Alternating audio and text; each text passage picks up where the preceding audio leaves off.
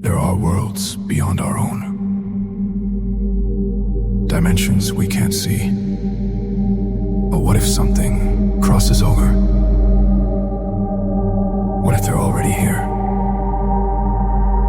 Welcome to Alternate Planes. Welcome to another episode of Alternate Planes Podcast. What are we going to talk about today, Jared? Borrego Springs Triangle. Is it Borrego Springs Triangle? Well, that's close enough. The Borrego Triangle. It is in the Borrego Springs desert of California. It's East County, Northeast County, San Diego. What did we do there? This is the beginning of our paranormal investigation. What did we do at Borrego Springs? Well, I wanted to do it is similar to the CE5 meditation done by Stephen Greer, Dr. Stephen Greer, but it is similar in the fashion that you go out in the intent to make contact with non-human entities, sentient entities, and you sit down and mentally meditate on that contact, and, well, we made contact. So this was one of our first UAP investigations in another state, even. Yes. We traveled all the way down to San Diego area, California. Yes, we did. And you are from San Diego. Originally, yes, but don't tell the other Montanans. You've been up here long enough. You're a Montanan. That doesn't, just because you weren't born, I wasn't born and raised up here. I moved up here when I was 10. So that would technically not, I'm not a Montanan either. Well, I didn't move up here till I was 20, so don't tell the local. But you've been here for over 10 years, 15 years, 20 years. Oh my goodness. Wow, 35 years. And you became a Montanan by just getting in with the ways of life around here and just not trying to change it for what it, just trying to change it. You just jumped in. You're like, hey, this is the way of life. I didn't want to change a damn thing. That's why I moved here. Exactly. I moved out of California for a reason and moved here for a reason. And if you don't know that reason, well, then you're not a true Montanan. You're stuck in the mindset of California if that's where you live. See, and a lot of controversy about us Montanans, and I feel maybe other states feel this way with their own state, But with Montana, they're like, oh, I'm like, there's a lot of people that were not rooted here, born and raised here. You know what I mean? But we moved here later on in life. Some younger, some a little bit older. But you got the way of life. You loved it, you became part of it, and you became part of the community. That's what matters. That's it. It's about a... That's what makes a Montanan. It's about a simulation. It's not... I don't like this state because there's too many people and I don't like the politics, so I'm going to move to another state and corrupt their politics to make it like the place I just left. No, that's not how it works. You move to another place because you like the environment, you like the idea of their politics, and you learn to assimilate into the culture. Yeah. You don't try to change the culture. Yeah, you just kind of go with the flow in this situation. That's it. You just go with the flow. That's it. Because, we just chill, right? We just wave to other people. We help our neighbor. Right. We love our neighbor. I never thought I'd be the guy that's driving down a country road and it was always like, hey, when a car passes you, hey. Yeah, the 2-finger wave. Yeah. In San Diego, it's always just the 1-finger wave. Yeah, that's the way they greet each other. That's pretty much it. So down there, we went down there for, some cool personal reasons. But while we were down there, we did this investigation. This is one of our, like I said, this was our first UAP investigation. Keep in mind, I'm a skeptic, and also at the same time, I'm doing my very amateur rookie camera guy stuff. A little that do I know about camera stuff. You're doing a good job, Jared. Just don't cut yourself down, bro. Thanks, Dennis. I appreciate you. Dennis tells me about this meditation, and we drive all the way out to Borrego Springs, and we start setting up for the nighttime investigation. Keep in mind, Dennis is terrified of snakes. Oh, I don't like snakes are my arch nemesis. Snakes are not even in my vocabulary.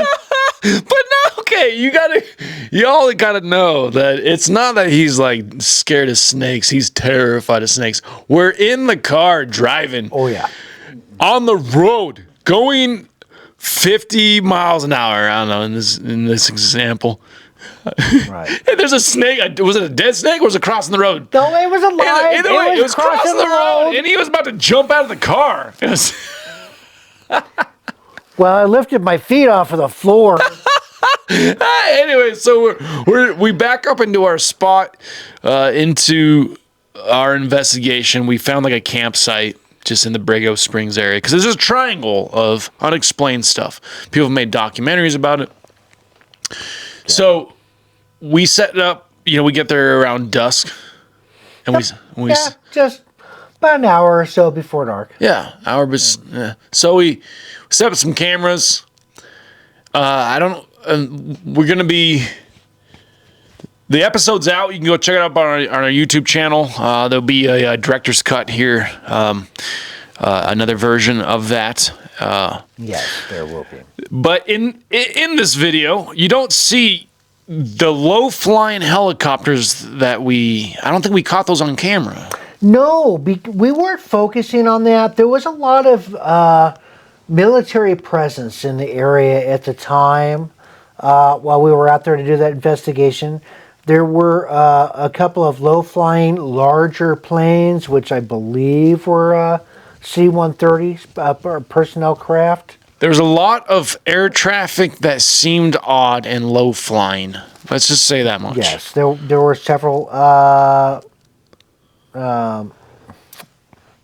military helicopters. I don't believe there was any Hueys, but there were all the black something. What do they call that? Black Hawks? Black Hawk helicopters. Yeah, there's several of those. We saw several of those other military aircraft in the area. So it was very odd. And this is before the meditation. We're setting up the cameras for this. We're just kind of just taking in the environment, eating some food.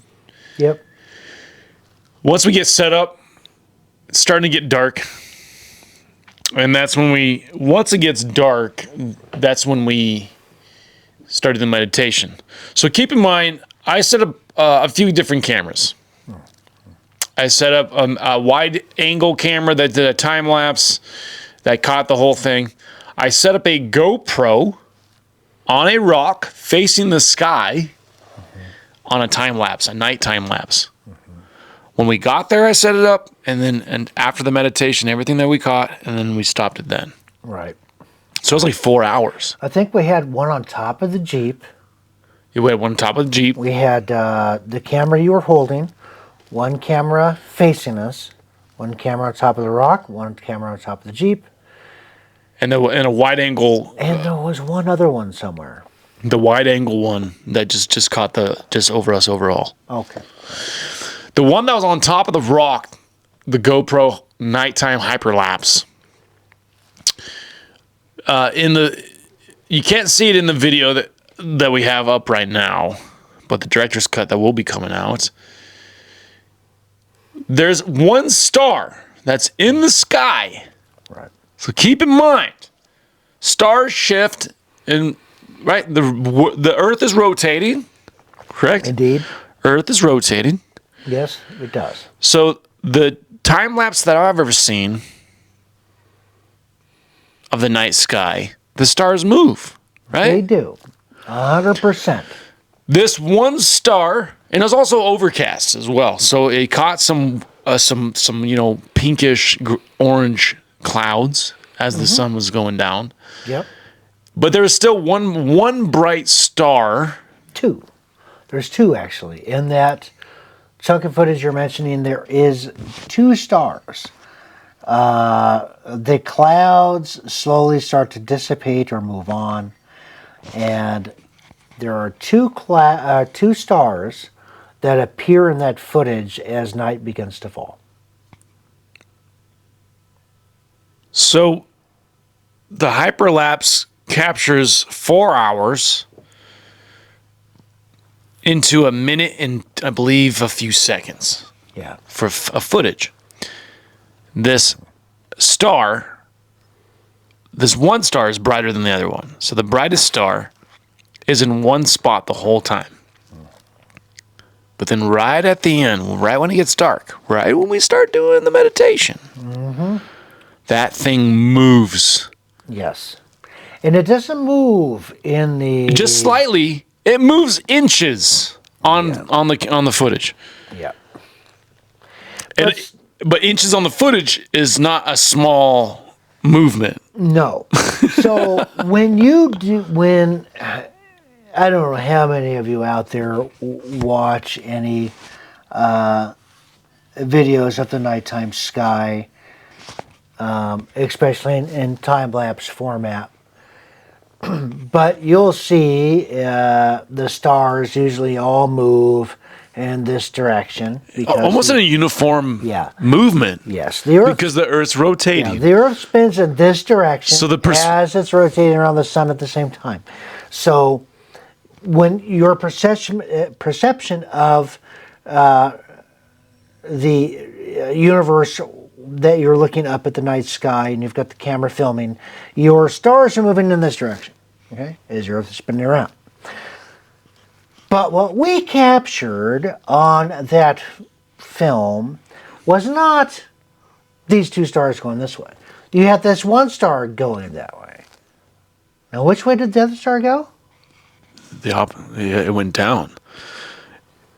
Are you talking about the afterwards, the UAPs? Yeah. No. The hyperlapse. That hyperlapse chunk of film you're talking about. I believe it just went down. It didn't curve. That one star. No. I believe you'll have to go watch it again, but I believe that star traverses down and to the left. You'll have to go watch it again, but I believe it does. It goes down to the left. Because I believe that one just slightly moved, and the UAPs that we caught are the ones that curved. Yeah, so that is not a normal at all. No, either way, whether it moved slightly or moved down and curved, a star doesn't stay in one spot for hours and then all of a sudden move at all. It absolutely does not. Doesn't matter if it's a straight line or a curve. Right, it does not. It does not move. No, not at all. Your time-lapse videos of the night sky, it's shifting. And then keep in mind, they all go this way. They're not moving around. But keep in mind, it also stayed in the same spot in the time lapse. It did. And then at the very last few seconds of it, right, it moved. Right. And just the movement, it moved. That's weird. Whether it was diagonal or curved, it moved. The interesting thing about that movement is that it did not start to move until I was into our meditation. There it is. We were doing the meditation, and that's when it moved. That is when it moved. So, after we did the meditation, what happened? So this is before the meditation. So the time lapse is hard to explain exactly, but it was at nighttime, and we did it at nighttime, so we could factually see that it went from day to nighttime, and nighttime is when it moved. It was around the meditation. So we were doing that meditation. So what happened when we did the meditation? Okay, so at the end of the meditation, I get done with the meditation, and I go to open my eyes, and as I do, I'm already leaned back in the chair. I go to open my eyes, and what is straight above our head? And it's blue, straight up. And as soon as I pointed to it, it starts moving. And it's blue. It's not white. Like, stars are white. Or they shimmer and they, because they're all suns, right? They're all it's a sun, and most of them have some form of planet that goes around them. That's what makes them sparkle. Number one, it wasn't sparkling, and number two, it was blue, and number three, it was moving. Being the skeptic early on, and of course I'm still the skeptic to now. And I guess so people confuse the word skeptic with other stuff. So I explain this to people when I say I'm the skeptic. I personally have never experienced enough yet. See, yet. Keeping an open mind. I've always had an open mind. But I haven't experienced nothing enough yet to fully say, yes, this or that. Other people are like, well, I have. And I say, okay. I'm not going to say no. Right. At all. Because that's silly. You can't be in my brain, you can't be in mine. And so it goes around the world, right? So they're like, oh, skeptic. Keep in mind also, I'm doing the camera guy situation. Early on camera guy situation. Yeah. And if you've been with us early on, since the beginning, or just catching on, we're growing. We're growing, all right? So Dennis is showing, hey, it's that. This, it's that. And I'm like, that's a satellite. And there was a few times where it was a plane, far away.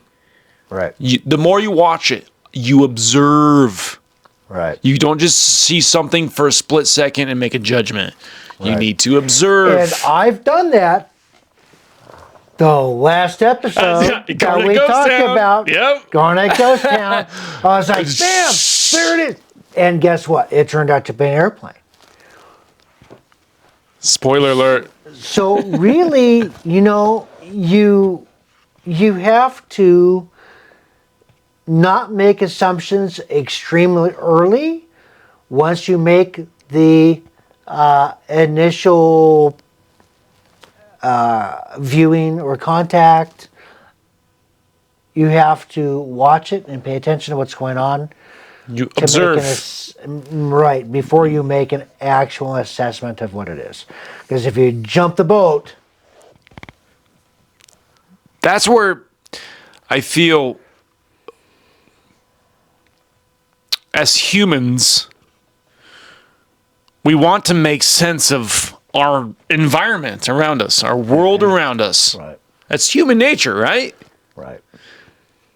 So we want to put a label on it. We want to say it's this, we want to say it's that. Right. So in these moments, you have to bat that human nature emotion aside and just assess and observe what's happening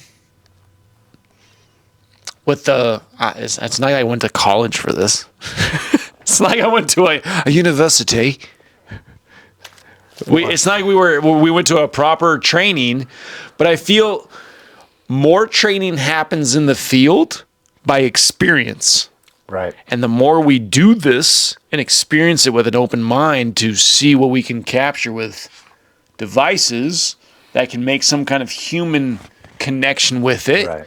With my own spiritual beliefs, your spiritual beliefs. I believe of the God Almighty, Jesus Christ, creator of all, right? Mm-hmm. But then also there's these human experiences that we are experiencing, right, that we can't explain. So when you were showing that yellow or that Sorry, coming back around to it. The blue one? The blue one. I kept on observing that what you were pointing out were blue. The planes had blinking lights. Most of them that we saw had blinking lights, white and red. Oh, yeah. Doesn't matter which side, but the blinking lights for, aviation, all that stuff. Yeah. But the ones that were higher up and on camera, they were a blue hue. It was a star or a blue hue. So I was thinking a satellite. But all the ones that we caught were blue, and they weren't moving in the way that satellites, I believe. It's not like I know everything about satellites. But No, but But in orbit, the satellites move in orbit. So if a satellite's moving in orbit, it's going like this. Pew! Not like this. Pew! they don't turn right, they don't turn left. They stay on a specific trajectory. Exactly. That's the fancy word, trajectory. So, with even just the observational knowledge that we have, Right. and the spiritual background of myself and yourself, and open mind of we don't know everything, we never will know everything. Well, what could be explained? Some people may say satellites. Sure. Some people might say that it was a satellite. Okay. And then that's fine. They can, and that's the thing. That's the thing with anything, everything paranormal. Literally, the definition of paranormal is only something outside of the normal. Something outside of what normal science, regular science, the things you've been taught and learned in school and what professors at the university teach. If it's outside of that, then it is a paranormal. Okay? So that's really what the definition is. So you just explained that what we investigate is outside of human explanation because of scientifical on the boots on the ground investigation. Right. And and only a certain amount of people could do that back then. More people do it, so you get more evidence, boots on the ground. Right. So the more that we do this, Right. we'll have more boots on the ground than these people that read a book. Right. And we'll see, hey, That's it. the patterns in what we discover through our investigations. Because that's what I see as patterns. Right. I like to think that when we do any paranormal investigation, whether we're looking for UFOs, Bigfoot, ghosts, dogman, little people, any other folklore that we're out to try to discover, I like to think that we're adding or a small bit to the scientific community. Right? It's a small bit, but it's a little bit more that the scientific community can go by to try and figure out exactly what it is that we are discovering, such as the blue thing in the sky. Okay, like our current U.S. government is in the midst of open disclosure. Other countries around the world are also doing the same and following suit. It won't be long before the governments of the world will concur that there are sentient beings other than ourselves in existence, either within other dimensional realms or that are traversing interstellar space and visiting our planet. I believe both. So, in a way, it's patterns. The other countries see for themselves stuff Right. that they can't explain. Right. And then once people go, hey, I've experienced certain things, I'm not scared of societal repercussions. Right. Because that's what I feel a lot of it comes down to. I'm going to it. lose my job. Right. People are going to say I'm crazy. That's it. My family's going to disown me. Yep. All these financial, societal repercussions of what you experienced. You didn't choose it. Right. You ran into it. You experienced it. Now all of a sudden you're getting punished for it. For your testimony. It's not a story. Right. A story can be made up. Right. A testimony is something that you experienced firsthand, and you can go to the grave saying, "This is fact. I saw this." Airline pilots, Air Force pilots, U.S. Marine Corps, Army aviators, for 8 decades have had to remain silent about what they've seen. Because when they've tried to report it to their higher ups, what happens? They get demoted. They are made to sign an NDA. You're never allowed to speak about this for the rest of You your have life. to go to the psychiatrist. You've got to go to the psychiatrist. Your mental state gets a question. All of these things. All of these things.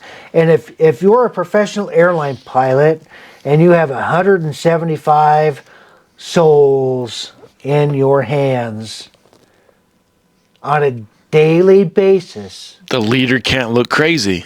if you have to start getting psychological evaluations, But you're not crazy. Right. If they make you start having psychological evaluations because you've seen a UFO, well, you better keep that shit to yourself. You're going to lose that $75,000 a year job you've got. Or $250,000 a year job these days. Yeah. The financial and societal repercussions of you sharing what you personally witnessed that you didn't choose to go out that day and experience. Exactly. Exactly. It's not a choice. You know, it's like these people that share their stories. It's like a choice, and it's not. It's like I didn't choose to experience this crazy shit. Right. Well, a lot of times, when somebody sees something that is unexplainable in the skies like that,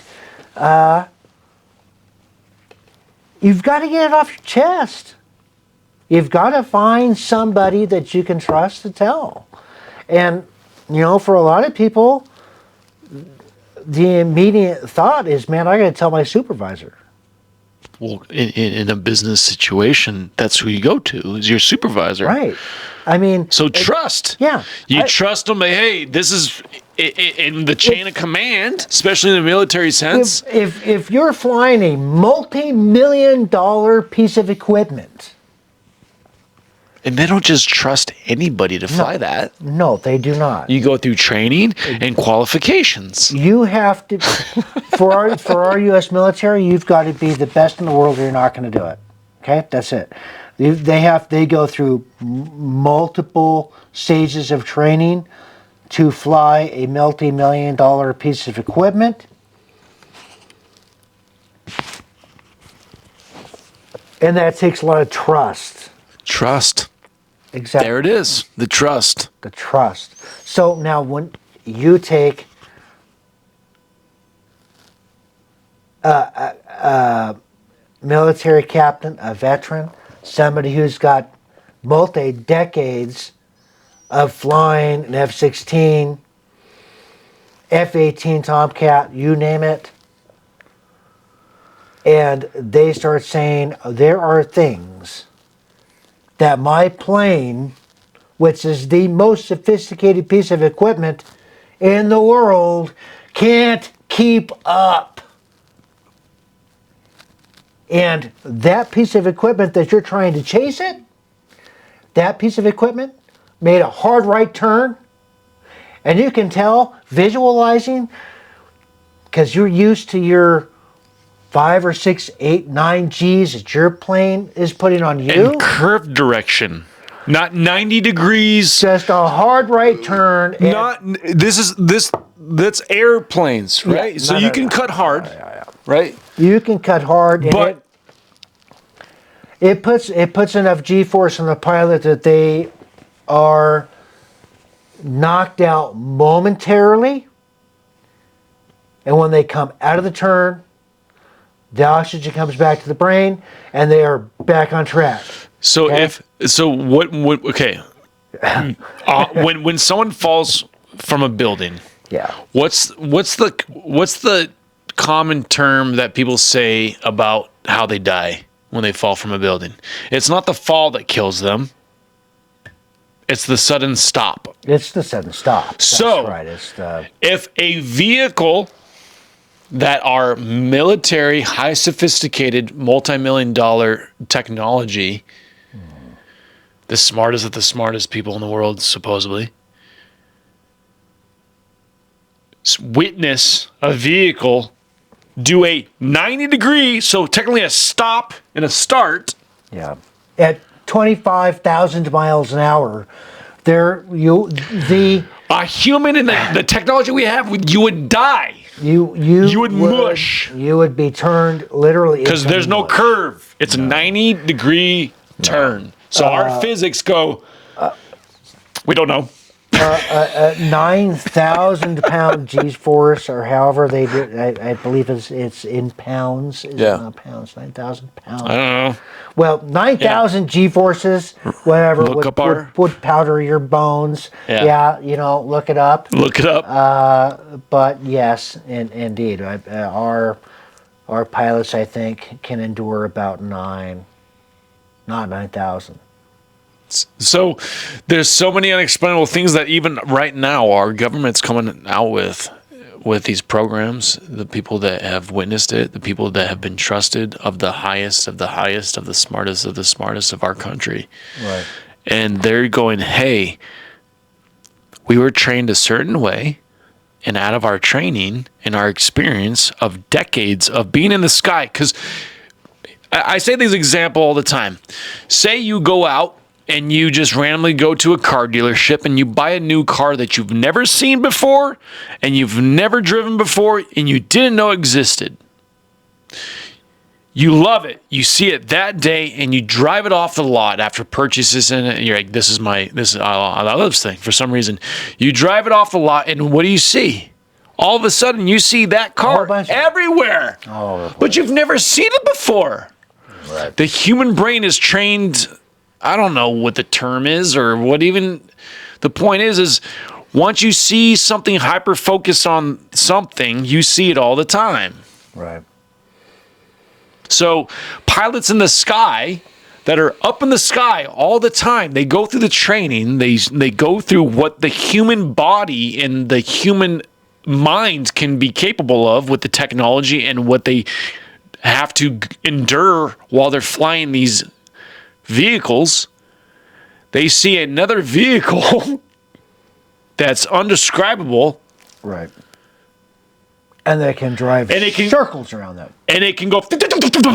Right. And they go, what? Right. Right. That's something to look into. You can't just go, this person, he should write some kid books. Those are some good stories. It's funny because I would like to try and use the car analogy to even describe it, but it's absurd because it's not even close. So figure like a 74 Ford Pinto versus a McLaren.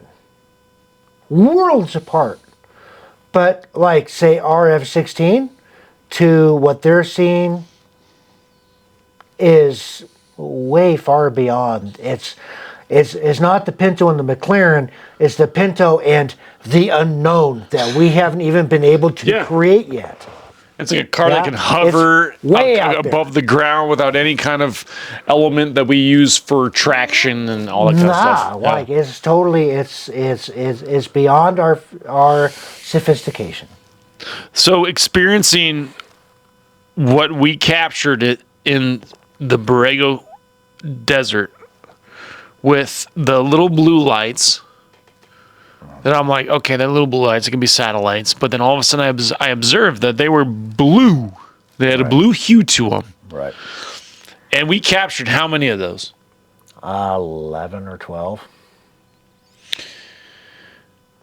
And this was right after you did your meditation. So it didn't happen before. So we look at patterns, we look at situational awareness, right? And what's happening in the moment. And we experienced that there was that many in the sky repetitively that were moving in which directions? Like just straight? Some were moving. No, that's the thing. They were all going multiple directions. Right? So even if you tried to say, okay, well, they're satellites, cool, because you do have some satellites that, but that's the thing. There are a couple of satellites, not very many, that go pole to pole, but most of them go in the direction around the Earth, west-east, I believe. But they're all, for the most part, going in that direction around the planet. Because you have to have different elevations so they don't run into each other, you know? Right. The gravitational pull. Right. But what we were observing was not that, right? Because we'd have one going this way, we'd have one going this way, we have another one going this way, we had another one going that way. They're all going in multiple directions. We didn't have anything. There was just if every single one was roughly going in the same direction, maybe in a slightly different longitudinal line, but they're all still going in the same direction. You That could be they're satellites. That could be explained as satellites. Right. After we did our investigation there as the skeptic, even in that moment though, at the time I was still skeptical. I was like, okay. I chalked it all up. I'll personally be honest with you. I chalked it all up to satellites. I know. Right? Yep. But then I see other shows, other evidence, other recordings, other testimonies Same damn thing. of the same thing that we saw as UAPs. Yep. There are different colors, they're not just blue. Yeah, they weren't just blue. But the ones that we saw were blue, and the ones that I saw, the people said they were UAPs, they had more education and more experience, and they said they're UAPs. So, and then just recently, I saw on a social media app of somebody recording the night sky, and there were stars. It was a very clear sky, and there were stars. But then you saw so many of those blue hue circles that we saw in the sky. Yep. Everywhere, Dennis. I watched just like yesterday. I watched the same video. I'm not gonna say who his name was because I can't remember the name, but I saw it on a social media platform, and I was like, "That's what we saw in Borrego." That is exactly what we saw. And what I will say, watching the video that you're mentioning, and I apologize, I don't remember who it is either, but it looks as if, because the more activity you have, the more things you can witness. Okay, it's like if there's one or two, okay, but where'd they come from? When you have multiples and they just keep appearing, and the more you watch that video, if you just keep rewinding it and watching it over and over and over and over, there's a spot in that night sky that almost seems as if it's an origin place.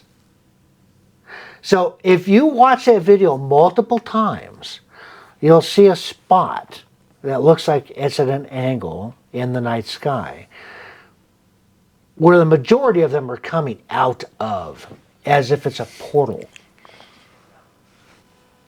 I didn't. Or I didn't take it. I didn't take a second to even observe that. Or there is a cloaked mothership that is there. Releasing. And they're all coming out, being released. Now there's other ones that are going from a different direction in the video. So you see the bunch of them coming out, and they swarm, and then they go off in their own little directions. But there's some that come in this way, and then they make a turn. They come in from this way, and they make a turn. It's like when I'm watching the video, I'm seeing these ones as they come in as craft that were already here, and they're watching as the other craft are appearing, coming out of the portal. Like the portals open and close at certain times. Yeah, like it opens. Like, oh man, we missed the ferry. Yeah, right. And then you've got a couple coming by going, you pay your ticket or whatever, right? Yeah, I mean, man, the portal's not open right now. You can't come through. Who knows, right? It's who knows. But you go back and watch that video. If you watch it several times over, okay, you'll see that there's what looks to be at an angle this portal, and then they come out, they make their little couple swirls. See, the weird thing is, and they go off into this. I don't know, it's because you got super mind powers. Just kidding, he doesn't have super mind powers. But I honestly want to say that I want to say that I do remember seeing that they did come from a specific lined area. They do come from a very specific lined area. And I didn't tell you about this clip either, and I think that we were thinking of the same one. The point is there was so many things up there that we could not explain that were out of the investigative realm that we could do. We could probably pull up some apps or some flight patterns, and as far as of airplanes and stuff like that. Yeah. However, when we did the meditation, that's when things started popping off, and even before then. And here's the thing too. I don't know if you sent it to me or someone else sent it to me. And then I couldn't find it anywhere online. There was a news article where it said that there was some crafts spotted in that area at the same time, and some heavy military traffic in that area. And it was a news article. And I read that. I was like, that's the same night that we were there. Right. And then I went in to look it up, and I couldn't find it anywhere. Right. That's usually how it goes. What? No way. Right. Well, let's print something, and then, that was a bad idea. Let's retract that. And so, I know, and I redacted. Okay, and people are like, okay, Jared, it's coincidence, and you just couldn't find it. There's been so many times in my life. I worked for the military. Okay, I was in the Air Force. I had a top secret clearance, and there's so many times where you would see something, and you would go to look it up, and it would be gone. Right. It wasn't a redacted document, but the document just didn't exist. Right. Well, So the point is, I know it's plausible and it's possible. So don't chalk it out to you're just crazy. Right. Well, you didn't work for the government. I'm just saying. So in 47, when the crash at Roswell, New Mexico happened, the day after, there was a newspaper article, and radio announcers and everything else said there was a UFO saucer crash in the desert. The United States military is on it and recovered a crashed vehicle. The following day. See, they stated facts. If that's what they said, they stated facts. Then the following day they didn't say they go crazy. They just stated facts. Okay. What happened the day after? The day after, there was a retraction, and they said it was weather balloon. in the court of law, right? When lawyers are at it and there's a jury, right? Or without a jury, whatever.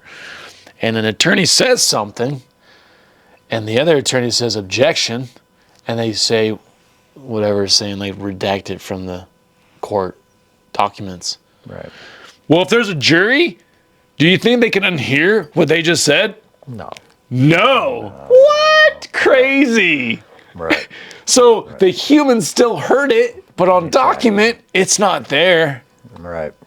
But then they go, but then therefore the humans didn't hear it. Right. Shut up. Right. Yeah. You know what I mean? So being out there, experience what we experienced, seeing helicopters before we started doing the meditation, doing the meditation, all of a sudden we start seeing all these blue lights that we all of a sudden start seeing in other very trust-given authoritative entities, as far as like on TV and other people that do investigations, professionals, they start saying this is the same thing. Right. And then all of a sudden we see news articles that were redacted about military and heavy traffic and stuff in the skies. Huh. What do y'all think? Right. So can we explain all this? We can explain what we experienced, for sure. Right. Was there any creepy moments on this investigation that you had? Was there anything that creepy? Was there anything that besides the snakes? Besides the snakes that freaked me out? Actually, yes, there was, and I haven't told you about it yet. I haven't told you. It's been a year, and I haven't told you about it. Well, this is the best time to tell me. So make sure the cameras are recorded. I know the cameras didn't pick it up, but you know what I do as a psychic medium. When we were starting to pick up stuff and get ready to go home, remember all the bugs? Yes. That was the grossest part. There was so many bugs. There was no bugs until we decided to leave. There was no bugs until we started picking up. That's very true. So as we were getting ready to leave, behind where we were sitting. So you got the main camera here. We got our chairs. Camera up on the big rock. In the foreground behind where we're sitting, where there's that big rock, there's a big pile of brush. There's a bush. I do recall. There's a bush. You'll see me take that big flashlight with the red light on it, and I'm shining it on that bush, and I keep doing it, and I keep looking at it. The reason I keep looking at it is because I had exactly the same feeling as we did at Garnet Ghost Town. There was something back there behind that bush watching what we were doing. And I do not think that it was a Bigfoot. Because also, if you look at the Borrego Triangle, it's not just UAP stuff that's been reported. It's Bigfoot stuff. It's Bigfoot. They have the Sandman, is what they call him there. They have a lot of unexplainable stuff there. So it's interesting.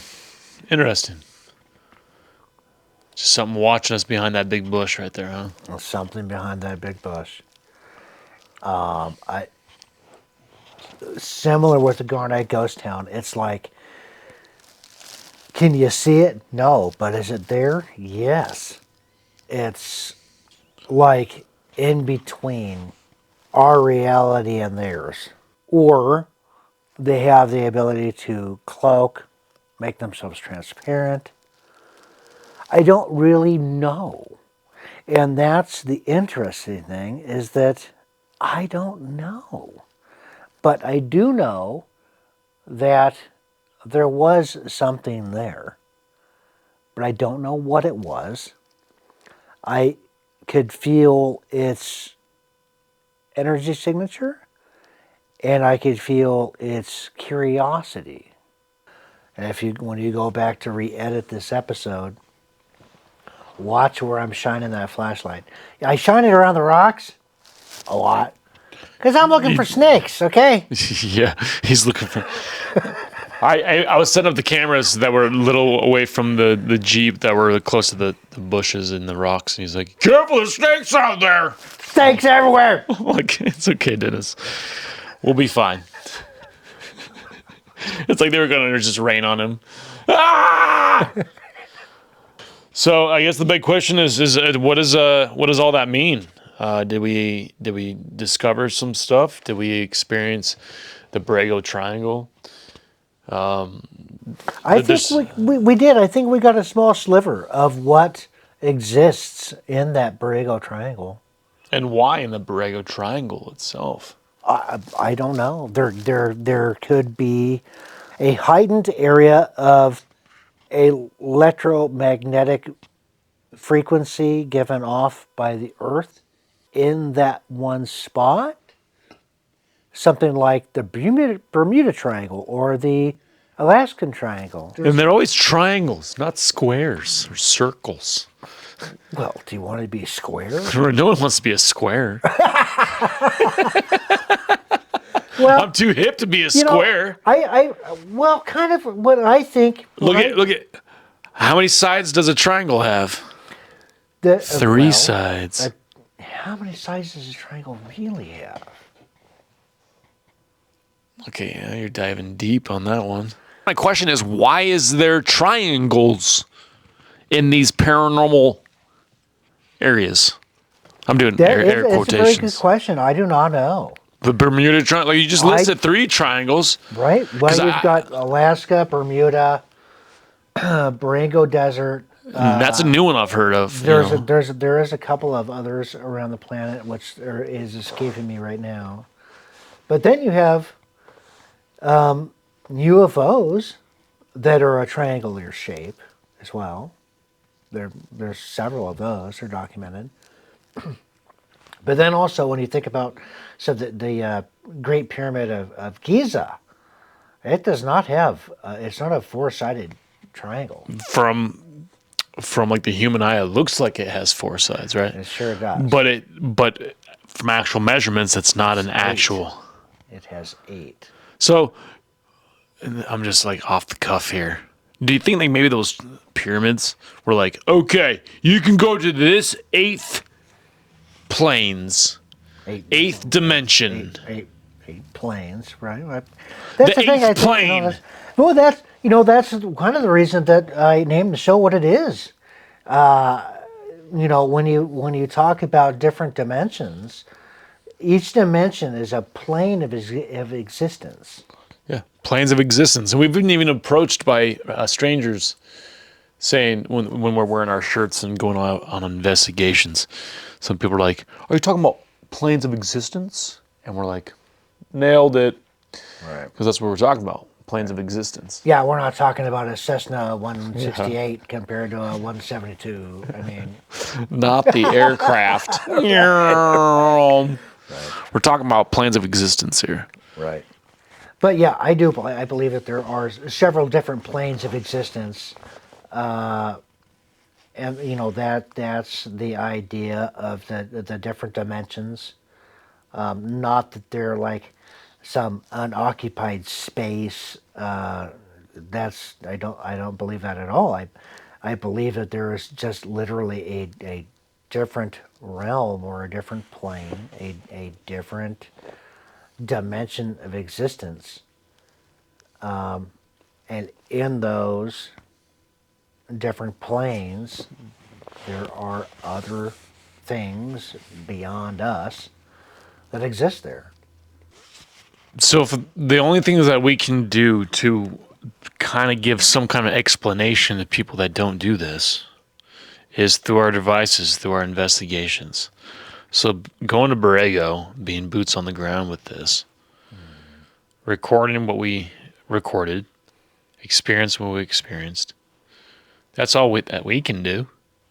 As far as the different planes of existence, to start off there, and then see the evidence in other people's investigations, Right. to really get more I don't know, more other people to say, hey, we experienced this too. And then once again, it all comes around to patterns. Okay, these people saw the same thing. These people said something. They saw the same thing. So patterns. We're not the only ones out there that have experienced this kind of stuff. Absolutely not. Absolutely not. You know, it's getting to the point now where there's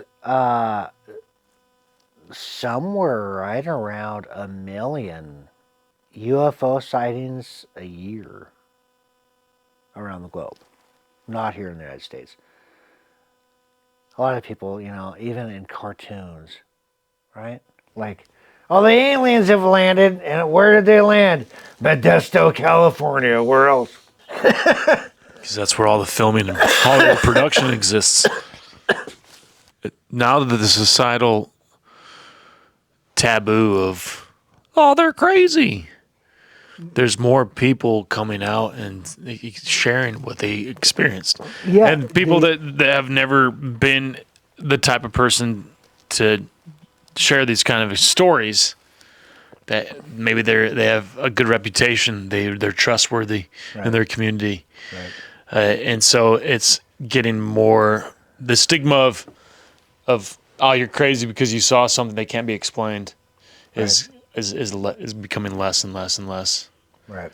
And so people are being more open. Right. Yeah.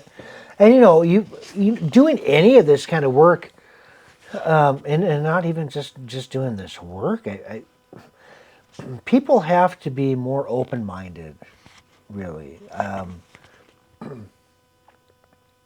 I think humanity in a whole can be very closed-minded. We're taught what's in between the black and white in the pages of a book is absolute truth.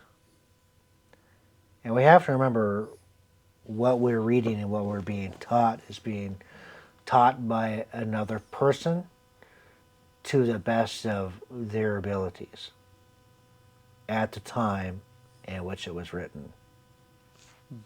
Doing the best they can with what they have. That's right. Yeah. That's right. To be able to pass on what knowledge they've been able to occur. But that doesn't mean that everything you've been taught in school is correct.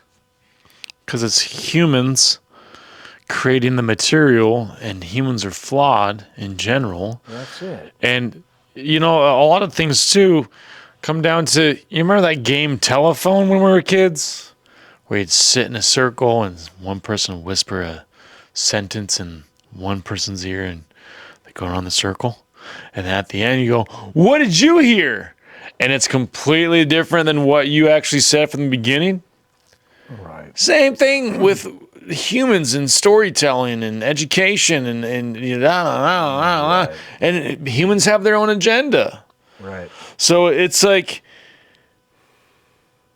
all right, we do our own investigations. So humans are flawed. If you take textbooks of what they are as facts, it can get muddled. Right. You know, of course, you know, that's why we always say, check us. Check your sources. Right. You know, do your own seeking of the truth and the evidence. There are some universal facts that just don't change, but there are other things, well, that do. And the scientific community, when not that long ago, really not that long ago, we didn't think that the human body could endure speeds over 55 miles an hour. Once again, humans make mistakes, and they only know what they know at the time. Right. It's I think it's on the same wavelength of people that believe in darkness that don't believe in light. It's kind of like you believe that you can be possessed, but you don't believe there's a God. There can't be It's one. like, you know, it's You just, can't have one without the other. Exactly. So it's like you can't cherry pick what you want to believe. That's what I love about doing what we do is we go out there and boots on the ground, facts and findings of what we experience. And I assess what I experience with a grain of salt and what I know to be true. Right. As far as like factual stuff with our devices and everything. Right. And at the end of it all, it's like you leave it. We kind of almost leave with more questions than we started with. You know, well, and that's going to happen all the time. Like, what was this? Why did we hear this? What is this? This. And that's going to happen all the time. You know, so everything, absolutely everything is connected. Yeah. Right? And really what our jobs is not just to present the facts of we discovered an anomaly and we're going to try to take all of our devices and make some form of legible measurement. I believe that our job goes way beyond that, that what we're actually trying to figure out and seek out is the connections between each faction. What connects the spiritual realm to the realm of cryptids, to the realm of alien beings and interdimensional beings, because somehow they're all connected. And this is a point where I think that all of these other shows are missing. But everything is connected. Energy is connected. If energy is all connected, all things are connected. Bugs, the things that eat the bugs, the things that eat the things that eat the bugs, the things that eat the things that eat the bugs, right? Everything is by, you can say, divine creation. That there's no wasted space. There's no junk nothing. So would you go back? Yeah. To Borrego? To Borrego Springs. I would love to go back to Borrego Springs. I would love to go back and do another UFO, UAP investigation and do another CE5 style meditation down there. I'm down to go back too, because that was like the beginning of our investigation and when we first started. So it'd be interesting to go back into what we know now, go see what we can capture and see what we can feel. Next, so that we're going to be doing our next one on good old Bigfoot stuff. If you are a seasoned investigator, whether that be Bigfoot, other cryptids, UAPs, UFOs, if you would like to be a part of the show, if you would like to be able to come on and tell your story, we'd love to have it. We're here for you. We're here to hear your story. Safe place. Well, Dennis, that wraps up our podcast on the Borrego Springs investigation. So make sure you check out that episode. Thank you so much for watching. Check on the next one. See ya. See you later. Do you believe in alternate planes?